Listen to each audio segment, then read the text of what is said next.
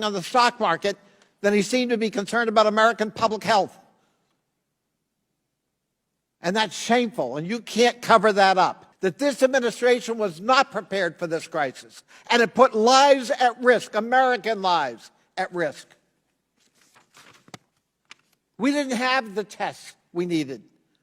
We didn't have the diagnostics we needed. The president made patently false assertions, which Dr. Fauci correctly corrected, about the development of the virus. In fact, he was more concerned about what was happening on the stock market than he seemed to be concerned about American public health.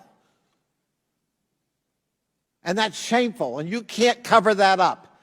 The president has made some bizarre statements here.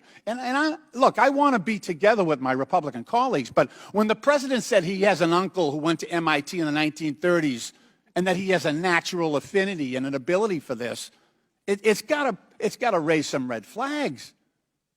We need you to step up, but you know, we really need honesty here. And when the president is making statements like this, we need pushback from the public health officials. The cases are not going down. The American people should be aware of that. You should be forthright in explaining that. When the secretary of when the president's economic director says, we got this contained, not quite airtight, but almost there.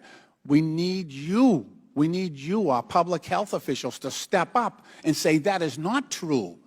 That is hurting us. That is making the spread of this virus more extended, more prolific. Mr. Lynch, I appreciate your comments, but I can tell you absolutely that I tell the president, the vice president, and everyone on the task force exactly what the scientific data is and what the evidence is. Yeah. I have never, ever held back telling exactly what is going on from a public health standpoint. Thank you.